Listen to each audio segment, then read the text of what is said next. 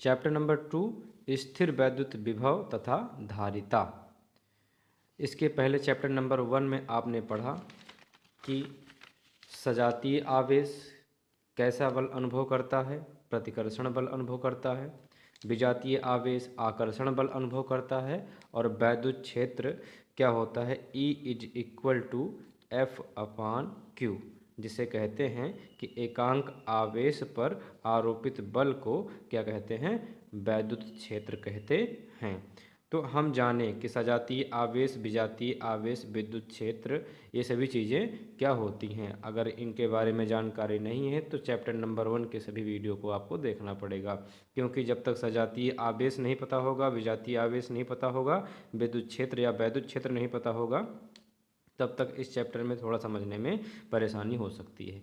और यहाँ पर 11th का लिया गया है कि कुल ऊर्जा जो होती है वो स्थितिज ऊर्जा प्लस गतिज ऊर्जा के बराबर होती है। जैसे कि उसमें था 11th में कि स्प्रिंग पर प्रत्यास्थ स्थितिज ऊर्जा, उसमें क्या था, एक दृढ़ आधार से स्प्रिंग को रखा जाता है और यहाँ पर कोई एक बाह्य बल आरोपित किया जाता है। तो जैसे ही ये बाह्य बल आरोपित करते हैं, ये स्प्रिंग क्या होती है, थोड़ा फैल जाती है। तो फैलने से तात्पर्य यह है कि इस पर हम कैसा कार्य करते हैं, स्थितिज ऊर्जा का, यानी कि इस पर हम जब बाह्य बल F आरोपित करते हैं तो ये स्प्रिंग क्या होती है, थोड़ा बड़ी हो जाती है, थोड़ा फैल जाती है। तो यहाँ से यहाँ तक जब तक हम बाह्य बल आरोपित करे रहेंगे तब तक वह किसके अंतर्गत रहेगी, स्थितिज ऊर्जा के अंतर्गत रहेगी। इसके बाद जब बाह्य बल छोड़ दिया जाएगा, यानी बाह्य बल आरोपित नहीं करेंगे, तो स्प्रिंग क्या होगी, अपनी पुनः प्रारंभिक अवस्था में आ जाएगी। तो ये किस अवस्था में आएगी, यहाँ से यहाँ तक छोड़ने के बाह्य बल आरोपित हटा लेने के बाद, आरोपित बाह्य बल हटा लेने के बाद यह अपनी प्रारंभिक अवस्था में आएगी। तो जिस अवस्था में आएगी वो उत्पन्न करेगी कैसी ऊर्जा, गतिज ऊर्जा उत्पन्न करेगी। और कहा जाता है कि कुल ऊर्जा जो होती है वो स्थितिज ऊर्जा प्लस गतिज ऊर्जा के बराबर होती है। इसके बाद हमें स्थितिज ऊर्जा और गतिज ऊर्जा की जानकारी के बाद हम पढ़ेंगे स्थिर वैद्युत क्षेत्र। स्थिर वैद्युत विभव से पहले हम जानेंगे स्थिर वैद्युत क्षेत्र, जिसको चैप्टर नंबर 1 में पढ़ाया गया। स्थिर वैद्युत क्षेत्र कहाँ से आता है, यही वैद्युत क्षेत्र क्या कहलाता है, स्थिर वैद्युत क्षेत्र। जब आवेश को एक जगह पर स्थिर कर दिया जाता है तो यहाँ पर जो भी बल आरोपित होता है, जो भी बल का अनुभव करता है, यही पूरा क्षेत्र क्या कहलाता है, स्थिर वैद्युत क्षेत्र कहलाता है। चैप्टर नंबर 2 की स्टार्टिंग है हेडिंग से स्थिर वैद्युत स्थितिज ऊर्जा से। तो हमने कहा कि स्थिर वैद्युत स्थितिज ऊर्जा से पहले पढ़ेंगे स्थिर वैद्युत क्षेत्र। और स्थिर वैद्युत क्षेत्र क्या होता है, एकांक आवेश पर उपस्थित या आरोपित बल को क्या कहते हैं, स्थिर वैद्युत क्षेत्र कहते हैं। देखिए अभी हमने बताया कि 11th का एक टॉपिक है कि प्रत्यास्थ स्थितिज ऊर्जा या किसी गुरुत्वीय बल का अनुभव। इसमें क्या होता है कि स्थितिज ऊर्जा का अनुभव हम कर सकते हैं, स्थितिज ऊर्जा का ज्ञान प्राप्त कर सकते हैं। स्थितिज ऊर्जा के लिए हमने बताया कि स्थितिज ऊर्जा जो होती है, यदि किसी स्प्रिंग पर बाह्य बल आरोपित करें तो स्प्रिंग क्या होती है, थोड़ी फैल जाती है। और उसके बाद ये फैलने की अवस्था क्या कहलाती है, स्थितिज ऊर्जा कहलाती है। और जब बाह्य बल आरोपित हटा दिया जाता है तो यह अपनी पुनः प्रारंभिक अवस्था में आ जाती है। और ये कौन सी अवस्था में आती है, गतिज ऊर्जा की अवस्था में आती है। तो उसी के माध्यम से हमें पढ़ना है स्थिर वैद्युत स्थितिज ऊर्जा। देखते हैं किस प्रकार से है। देखिए यहाँ पर एक आवेश रखा गया है और यहाँ पर भी एक आवेश प्लस क्यू है। अब क्या किया जा रहा है, जैसे स्प्रिंग को बताया गया है, जैसे इस पेन को लेते हैं, यहाँ पर इसको इस तरीके से रखा जा रहा है और कहा जा रहा है ये इसका भाग है। अगर इस पर बाह्य बल लगाया जाए तो ये खींच रहे हैं इसको, और अगर खींचेंगे तो ये किसके अंतर्गत आएगी, बाह्य बल आरोपित कर रहे हैं। इसका मतलब इसमें हम स्थितिज ऊर्जा का कार्य कर रहे हैं। लेकिन यहाँ पर अगर इसको चुंबक के माध्यम से देखा जाए, जैसे कि मान लिया जाए ये चुंबक है और ये चुंबक है, चुंबक की एक ऐसी अवस्था मानी जाए कि दोनों को परस्पर संपर्क में लाया जाए, दोनों एक दूसरे को क्या करें, प्रतिकर्षित करें। ठीक उसी प्रकार से यहाँ पर है कि एक आवेश ये Q है, अगर इसको यहाँ रखा जाए, दूसरा आवेश इसको यहाँ रखा जाए, तो ये क्या करेगा, ये प्रतिकर्षण का अनुभव करेगा। अच्छा, इसका विपरीत माना जाए, ये प्लस क्यू है और ये माइनस क्यू है, विजातीय आवेश है, तो ये क्या करेगा, ये आकर्षण बल का अनुभव करेगा। हम मान लेते हैं ये जो क्यू आवेश है ये बिंदु कहाँ पर है, आर पर। अब ये क्या करेगा, जैसे ही प्लस आवेश माइनस आवेश की ओर आएगा वो क्या करेगा, आकर्षण का अनुभव करेगा। तो ये क्या करेगा, जैसे ही इसको लाया जाएगा, ये आर से मान लिया जा रहा है कहाँ तक आ रहा है, पी तक आ रहा है, यानी ये क्या कर रहा है, इस वाले से आकर्षण का अनुभव कर रहा है। तो इसी प्रकार से हमें बताना है कि ये क्यू आवेश, इस क्यू आवेश को यहाँ से यहाँ तक जिस ऊर्जा में लेकर आता है वही ऊर्जा क्या कहलाती है, स्थिर वैद्युत स्थितिज ऊर्जा कहलाती है। जैसे यहाँ पर डेफिनेशन लिखाए हैं, स्थिर वैद्युत स्थितिज ऊर्जा किसे कहते हैं, तो लिखा है कि दो अथवा अधिक, दो आवेश हो सकते हैं जैसे कि प्लस क्यू और यहाँ पर क्यू लिया गया है, दो अथवा इससे अधिक वैद्युत आवेश एक दूसरे को आकर्षित अथवा प्रतिकर्षित करते हैं। तो जानते हैं कि सजातीय और अभिजातीय आवेश से आकर्षित और प्रतिकर्षित करेंगे। अतः आवेशों को एक दूसरे से दूर ले जाने में अथवा एक दूसरे के समीप लाने में, एक दूसरे से दूर ले जाने का मतलब क्या हो जाएगा, प्रतिकर्षण, और समीप लाने में क्या हो जाएगा, आकर्षण।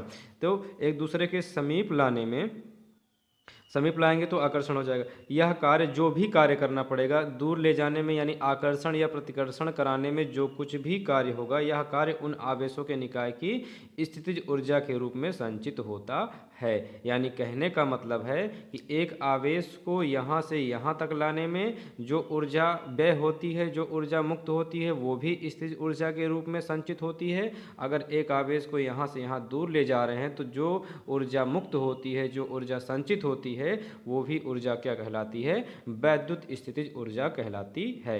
जैसे कि हम पिछली कक्षाओं में पढ़े हैं कि कार्य बराबर क्या होता है, बल गुणे विस्थापन। ये देखिए कार्य क्या है, डब्लू, डब्लू बराबर है एफ, एफ यानी कि बल और डी यानी कि विस्थापन। F is force, D is displacement, तो डब्लू इज वर्क। तो डब्लू बराबर क्या हो गया, एफ इंटू डी यानी बल गुणे विस्थापन। तो कह रहे हैं कि एक आवेश को दूसरे आवेश के समीप अथवा दूर ले जाने में जो कार्य करना पड़ता है, तो देखिए कार्य बराबर बल गुणे विस्थापन, वो किसके रूप में संचित होता है, स्थितिज ऊर्जा के रूप में संचित होता है। और स्थितिज ऊर्जा को किससे व्यक्त करते हैं, यू से। तो इसको हमेशा ध्यान रखिए कि किया गया कार्य स्थितिज ऊर्जा के बराबर होता है, यानी कि यू बराबर डब्लू होता है या डब्लू बराबर होता है यू, जहाँ पर यू है स्थितिज ऊर्जा और डब्लू है कार्य।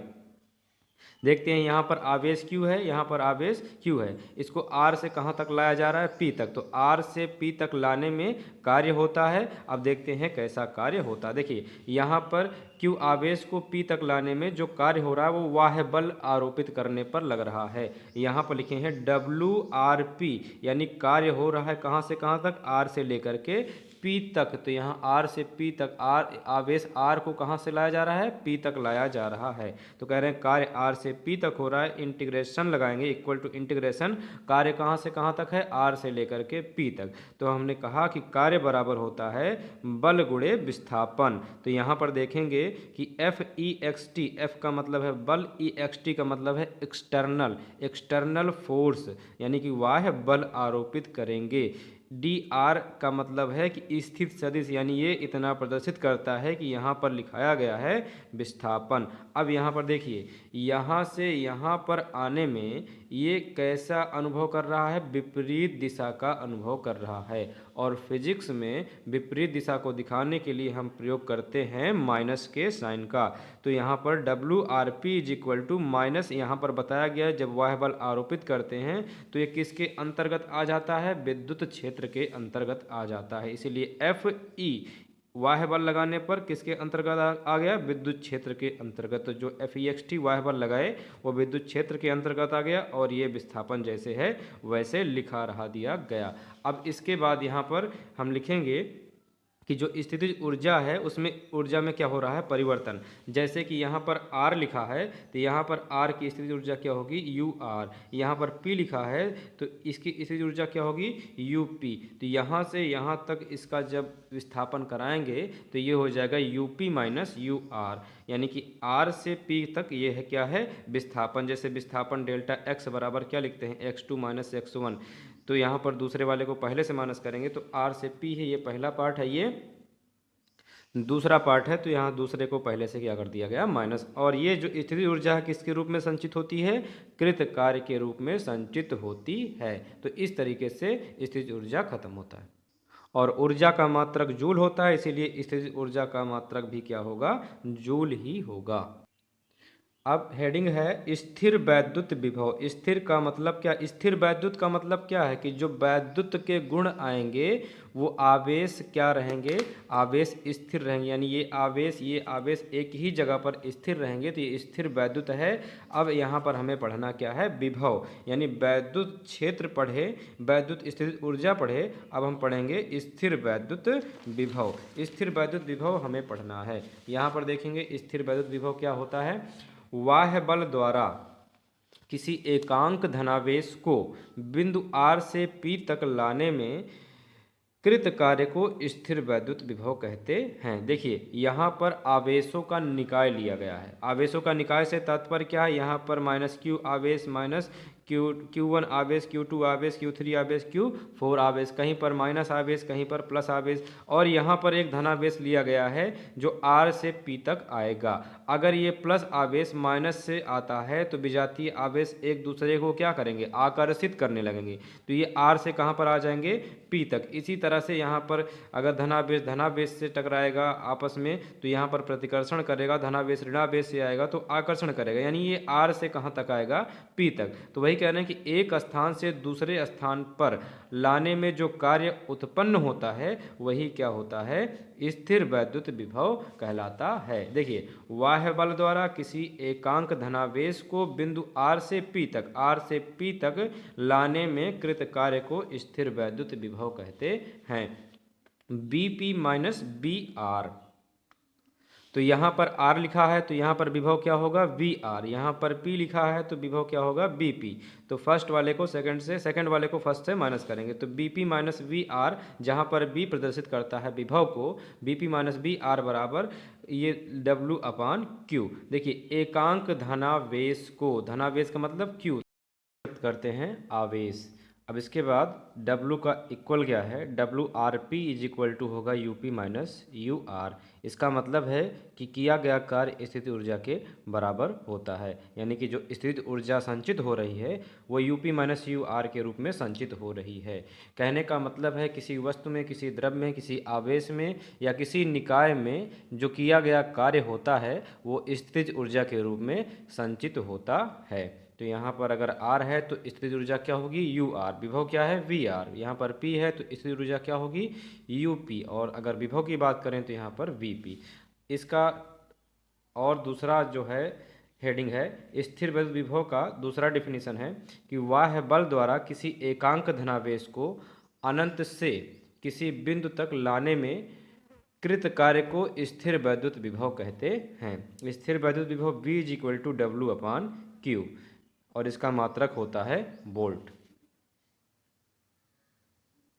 और अब नेक्स्ट हेडिंग है बिंदु आवेश के कारण विभव, यानी कोई बिंदु यहाँ पर लिया जाएगा और उसके कारण हमें उत्पन्न कराना है विभव के लिए व्यंजक। हमने देखा कि विभव किस प्रकार से उत्पन्न होता है, विभव उत्पन्न होता है B बराबर W अपान Q, बताता है कि यहाँ पर क्या उत्पन्न हो रहा है, विभव, यानी कि किसी एकांक धनावेश को अनंत से किसी बिंदु तक लाया जाए तो यह क्या उत्पन्न कराता है, जो भी कार्य उत्पन्न होता है वो क्या कहलाता है, विभव कहलाता है। तो यहाँ पर किसी बिंदु आवेश के कारण यहाँ पर एक बिंदु आवेश Q है। अब कोई आवेश अनंत से या किसी बिंदु से, ये देखिए यहाँ पर अनंत बनाया गया है, यानी ये आवेश है और ये अनंत से किसी बिंदु तक लाने में जो कार्य होगा ये P है और P डैश है, यहाँ पर P है, यहाँ तक लाने में जो कार्य होगा वही किसके लिए व्यंजक स्थापित करना है, विभव के लिए व्यंजक स्थापित करना है। तो इसमें क्या लिखेंगे, माना एक आवेश Q है और R दूरी पर एक कण P है,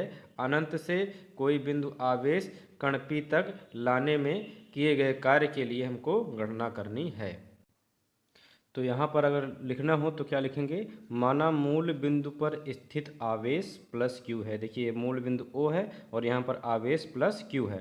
मूल बिंदु O से P की स्थित सदिश वेक्टर R है। O से P का स्थित सदिश क्या है? वेक्टर R है। एकांक धनावेश को अनंत से, यहाँ पर धनावेश रहेगा और अनंत पर रहेगा। एकांक धनावेश को अनंत से यहाँ तक लाने में, उस बिंदु तक लाने में कृत कार्य की क्या करनी है? गणना करनी है। यानी हमको W का मान चाहिए। और हम जानते हैं कि W क्या होता है? कार्य। कार्य बराबर क्या होता है? बल गुणे विस्थापन। तो यहाँ पर देखेंगे कि विस्थापन और बल किस तरीके से मिलता है। तो W, अगर हम बल को व्यवस्थित करें तो किस तरीके से करेंगे? बल होता है F, और अगर विस्थापन देखें तो यहाँ पर देखिए O से R डैश दूरी पर एक कण P डैश है, यानी ये अनंत से जो एकांक धनावेश है ये क्या है? एकांक धनावेश है। प्लस 1 माइक्रोकुलाम को माना गया है कि ये एकांक धनावेश है, और ये कहाँ से आ रहा है? अनंत से। अनंत से यहाँ तक लाने में इसका जो विस्थापन होगा, यहाँ से यहाँ तक पहुँच चुका है, इसका विस्थापन कितना निकाला गया है? Delta R dash. तो उसकी जगह पर लिखेंगे हम, जो विस्थापन होगा उसे डेल्टा R डैश। तो देखिए हमें इतनी जानकारियों का होना आवश्यक है कि W is equal to F into delta R dash. तो F क्या होता है? बल। और बल क्या होता है? F is equal to 1/4 pi epsilon naught Q1 Q2 upon R square. अगर सदिश रूप में लिखना हो तो आर स्क्वायर के साथ क्या कर देंगे? आर कैप कर ही लेते हैं। आर स्क्वायर, आर का स्क्वायर और आर का कैप, ये होता है F इज इक्वल टू, यानी F के स्थान पर इतना रखना पड़ेगा। अब ये फार्मूला अप्लाई करना है कृत कार्य के लिए, तो हमें W चाहिए। W से पहले हम किसका मान निकालेंगे? F का मान निकालेंगे। और F का मान तभी निकलेगा जब हमारे पास दो आवेश हों। तो हमारे पास यहाँ पर पहला आवेश क्या है? Q1 is equal to Q। दूसरा आवेश ये देखिए 1 माइक्रोकुलाम, तो यहाँ पर लिखेंगे Q2 is equal to 1 microcoulomb, 1 coulomb. 1 coulomb ही लिखा जाएगा क्योंकि आवेश का मात्रक कुलाम ही होता है। तो यहाँ लिखेंगे 1 कुलाम, ये इसका मात्रक हो गया। तो हमारे पास दो आवेश हैं, और जब कभी भी दो आवेश होते हैं तो दोनों के मध्य क्या होता है? आकर्षण या प्रतिकर्षण बल, जिसको कुलाम के नियम से लिखा जाता है। यहाँ लिखेंगे कुलाम नियम से F is equal to 1/4 pi epsilon naught Q1 into Q2। तो Q1 की जगह पर पहला आवेश Q इंटू Q2 की जगह पर हो जाएगा 1 माइक्रोकुलाम, तो 1 कुलाम। और उसके बाद अपान R का स्क्वायर। तो यहाँ पहले देखिए R स्क्वायर नहीं रहेगा, यहाँ से यहाँ की दूरी कितनी है? R dash. तो यहाँ लिखेंगे R डैश का स्क्वायर और R डैश का कैप, जहाँ R डैश कैप क्या है? इसके सापेक्ष एकांक धनावेश सदिश है। यह OP डैश के अनुदिश एकांक सदिश है। O से P डैश के अनुदिश R डैश क्या है? एकांक सदिश है। तो बल निकल चुका है, अभी निकालना है विस्थापन। अब विस्थापन कैसे निकालेंगे? यहाँ पर विस्थापन क्या है पहले ये देखिए, यहाँ पर लिखेंगे विस्थापन। विस्थापन क्या होता है? दो बिंदुओं से दूरी का अंतर। तो यहाँ पर पहली दूरी क्या है? R dash. दूसरी दूरी क्या है? अब R के अंदर कितना है? R plus delta R dash, क्योंकि R के अंदर क्या करना पड़ेगा? इसको प्लस करना पड़ेगा। तो अगर विस्थापन देखें तो पहला विस्थापन शुरू से है कितना? R dash. उसके बाद डेल्टा R और चलते हैं, तो यहीं पर लिख लें minus R dash plus delta R dash. अब इसके बाद अगर देखें तो ये R डैश हो जाएगा, और माइनस का अंदर मल्टीप्लाई करें तो minus R dash minus plus minus delta R dash. ये R से ये R कैंसिल आउट हो जाएगा, तो विस्थापन इज इक्वल टू आएगा माइनस डेल्टा R डैश, यानी ये है विस्थापन। अब यहाँ पर कार्य बराबर बल गुणे विस्थापन हम रख सकते हैं। वैसे भी देखा जाए तो यहाँ पर माइनस डेल्टा R डैश अगर इतना नहीं समझ में आता है तो विस्थापन minus delta R dash direct भी लिख सकते हैं। कैसे? देखिए डेल्टा R डैश अनंत से किसी बिंदु तक लाया जा रहा है, तो डेल्टा R डैश विपरीत दिशा में आ रहा है, जो विस्थापन है विपरीत दिशा में है, और विपरीत दिशा के लिए यहाँ पर क्या लगाया जाता है? माइनस। तो यहाँ पर विस्थापन बराबर माइनस डेल्टा R डैश सीधे ही लिख सकते हैं। इसको बना लेते हैं क्वेश्चन नंबर फर्स्ट, और इसको बना लेते हैं क्वेश्चन नंबर सेकेंड। अब देखते हैं इसके आगे क्या करना है। करना क्या है कि कार्य बराबर बल गुणे विस्थापन। तो यहाँ पर देखते हैं कार्य कहाँ से कहाँ तक हो रहा है। यहाँ से देखा जाए तो कार्य अनंत से लेकर के मूल बिंदु तक, यहाँ P तक हो रहा है। यहाँ से यहाँ तक लाने में हमें कार्य की गणना करनी है। तो फिगर के माध्यम से लिख सकते हैं कि बिंदु R डैश से R dash plus delta R dash तक लाने में कृत कार्य। अब यहाँ पर पहले हम लिख लेते हैं चूँकि कार्य बराबर बल गुणे विस्थापन। अब देखा जाए तो कार्य क्या है, F है, कार्य क्या है W, बल क्या है F, और गुणे विस्थापन अभी रख दिया जाएगा। तो यहाँ पर लिखते हैं कि समीकरण 1 व 2 से, अब ध्यान दें समीकरण 1 व 2 में यहाँ पर लिखे हैं कि F इज इक्वल टू है इतना, तो हम लिखें कार्य क्या होता है W इज इक्वल टू, यहाँ पर लिखें कि बल F के स्थान पर रखें 1/4 पाई एप्सिलॉन नॉट, और Q का 1 में मल्टीप्लाई Q/r डैश का स्क्वायर। अब इसके बाद एकांक सदिश को बाद में लगाएंगे, अभी यहाँ पर विस्थापन देख लें। विस्थापन कितना है, माइनस डेल्टा आर डैश, तो यहीं लिखें माइनस डेल्टा आर डैश। अब ये एकांक सदिश का स्वयं ही कार्य करने लगेगा, तो ये एकांक सदिश हम वैसे भी लास्ट में लगाते हैं। अब इसके बाद क्या करते हैं, यहाँ पर लिखते हैं W is equal to, minus को कर लेते हैं आगे। अब इसके बाद क्या करें, Q का 1 में मल्टीप्लाई Q और अपान 4 पाई एप्सिलॉन नॉट, और लिखें R डैश का स्क्वायर, और यहाँ पर लिखें इनटू डेल्टा आर डैश, क्योंकि माइनस को कर लिया गया है आगे। इक्वेशन नंबर 3 हो जाएगा ये। अब अगर देखा जाए तो कार्य कहाँ से कहाँ तक हो रहा है, कार्य कहाँ से कहाँ तक हो रहा है, तो थोड़ा फिगर में देखते हैं। फिगर में कहा गया कि कार्य अनंत से लेकर के यहाँ की दूरी कितनी है r डैश, यानी r डैश बराबर इनफाइनाइट से लेकर कहाँ तक हो रहा है r डैश तक। थोड़ा बात को समझिए कि कुल कृत कार्य अगर निकालना है तो कैसे निकालेंगे, कुल कृत कार्य, तो यहाँ पर लिखेंगे is W is equal to, implies that लगा देते हैं, W इज इक्वल टू, कुल कृत कार्य को हम दिखाएंगे सबसे पहले इंटीग्रेशन से। अब यहाँ बताएंगे कार्य कहाँ से कहाँ तक हो रहा है। कार्य हो रहा है इन्फिनिटिव, एकांक धनावेश इन्फिनिटिव से आ करके कितनी दूरी पर आ रहा है, r डैश की दूरी पर आ रहा है। या अगर कण P तक लिया जाए तो ये कण P तक, क्योंकि यहाँ से कण P तक लाना है तो यहाँ से यहाँ की दूरी कितनी कर लेते हैं r, तो इन्फिनिटिव से कितनी दूरी पर आ जाएगा, ये r दूरी पर आ जाएगा।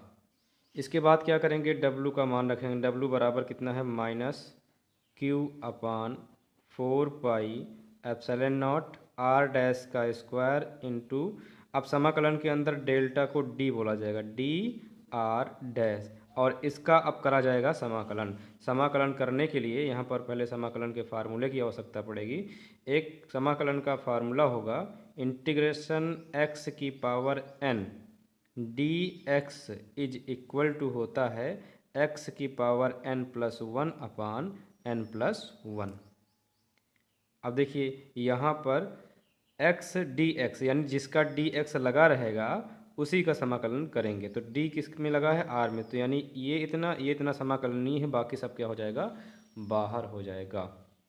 तो W is equal to minus, बाहर क्या होगा, सबसे पहले माइनस, फिर Q/4 pi epsilon naught integration infinity to r, ये dr को कर देते हैं। अच्छा ऐसा करते हैं, यहाँ पर सब कुछ निकल गया तो क्या बचा, अपान r डैश का स्क्वायर।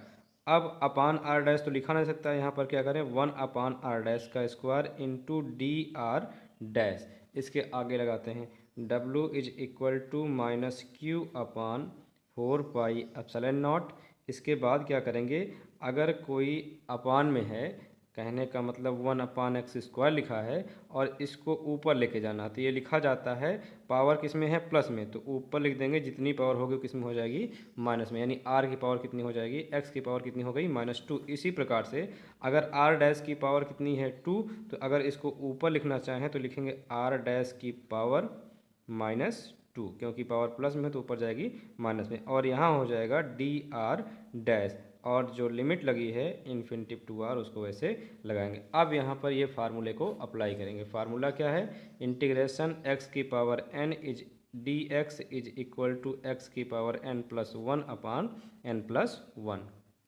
तो अगर देखा जाए तो इसको हम किस तरीके से लगा सकते हैं, यहाँ पर लिखें W is equal to minus Q/4 pi epsilon not.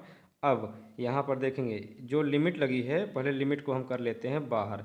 Limit कितनी है? Infinity to R. अब बचा क्या? इंटीग्रेशन आर डैश की पावर -2। देखिए एक्स की पावर n, तो n के स्थान पर कितना रखा जाएगा? -2, और x के स्थान पर रखा जाएगा आर डैश। तो आर डैश की पावर कितनी हो जाएगी? -2, डी आर डैश लिखा ही है। क्या होता है? x की पावर n+1, तो x के स्थान पर कितना रहेगा? R dash. आर डैश की पावर हो जाएगी n+1, n के स्थान पर कितना रहेगा? -2+1, अपान भी है n+1, तो ये भी होगा -2+1, क्योंकि n के स्थान पर पावर ही तो है, तो n के स्थान पर -2 रहेगा। W is equal to -q/4πε0, और उसके बाद r डैश की पावर 1 में से 2 जाएगा, -1 आएगा, 1 में से 2 जाएगा, -1 आएगा, और यहाँ पर लिमिट हो जाएगी इन्फिनिटिव टू r। इसके बाद W is equal to -q/4πε0, minus को बाहर करेंगे, -1 को बाहर करें तो ये माइनस क्या हो जाएगा? प्लस हो जाएगा। इसके बाद यहाँ पर इसके अंतर्गत बचेगा r की, -1 बाहर ही कर लिए हैं, r डैश की पावर -1। अब पावर को हम लेके जा सकते हैं नीचे, नीचे का मतलब है इन्फिनिटिव टू आर लगा लेते हैं यहाँ पर। अब इसके बाद नीचे का मतलब है कि जैसे हमने कहा कि अगर 1/x² है तो पावर कितनी है? 2, इसे लिखते हैं इसकी पावर -2। अगर इसको हम नीचे लेकर जाना चाहें तो इसका उल्टा हो जाएगा, 1/x की पावर अगर -2 है तो नीचे जाएगी, कितनी हो जाएगी? +2 हो जाएगी। देखते हैं किस तरीके से आगे आएगा। Then same as condition be put here. यहाँ पर क्या करते हैं? W is equal to q/4πε0। यहाँ पर r डैश की पावर -1 है, तो 1/r डैश की पावर क्या हो जाएगी? +1, -1 पावर नीचे आएगी, किस में हो जाएगी? +1। यहाँ पर इन्फिनिटिव टू r। अब इसकी लिमिट रखेंगे, लिमिट कितनी है? Infinity to r। अब इसको कैसे रखना है? W is equal to q/4πε0। अब देखिए जिसकी पावर 1 होती है उसे नहीं लिखा जाता, यानी कि 1/r dash is equal to रखा जाएगा r, यानी कि upper limit minus lower limit 1/, यहाँ पर r डैश के स्थान पर रखा जाएगा इन्फिनिटिव, तो ये हो जाएगा इन्फिनिटिव। और 1/इन्फिनिटिव का मान होता है, 1/इन्फिनिटिव का मान होगा 0, तो ये पूरा पोर्शन हो जाएगा 0, यानी यहाँ पर बचा है W is equal to q/4πε0, और यहाँ पर बचा है 1/r। अब इसको व्यवस्थित कर लेते हैं, इस q का 1 में मल्टीप्लाई कर दें इधर, तो हो जाएगा q इधर चला जाएगा तो यहाँ पर कुछ नहीं बचा, तो 1/4πε0, और q इक्वल टू 1/4πε0 q/r आ चुका है। अब यहाँ पर हम लिख सकते हैं कि इसकी परिभाषा जो हमने वैद्युत विभव की लिखवाई, परिभाषा के अनुसार, यहाँ पर परिभाषा के अनुसार यह आवेश, जो आवेश क्यू निकाला गया है, यह आवेश क्यू के कारण बिंदु P पर विभव है, यानी यही जितना निकला है वो किसका कार्य करेगा? विभव का कार्य करेगा। तो यहाँ लिख सकते हैं कि विभव V इज इक्वल टू जितना किया गया कार्य है, क्योंकि इसी के कारण हमें विभव प्राप्त हुआ। विभव V is equal to 1/4πε0 q/r, और विभव का मात्रक होता है वोल्ट। इसके बाद इसमें ये ग्राफ बनाएंगे और ग्राफ में लिखेंगे कि अनंत से उस बिंदु तक एकांक परीक्षण आवेश को लाने में किया गया कार्य ऋणात्मक है। जैसे कि हमने कार्य को देखा कि जो W इज इक्वल टू निकला था, W इज इक्वल टू कितना आया था? -q/4πε0 q/r करके आया था। वो किस में था? माइनस आगे लगाया था, ऋणात्मक में था।